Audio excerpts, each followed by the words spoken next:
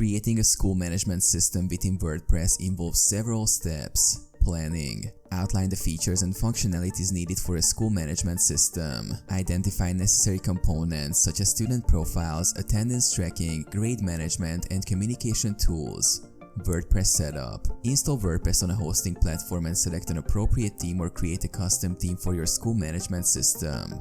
Plugin selection and customization. Choose plugins that align with your system's requirements. Examples include Lifter LMS for course management, LearnDash for educational content, and plugins for school calendars, attendance, and communication. Customize or develop plugins as needed to fit your specific functionalities. Data management. Establish databases for student records, teacher details, courses, grades, and attendance. Implement user management to distinguish between student, teacher, and administrative roles. Design an interface. Create a user-friendly interface for ease of navigation and interaction.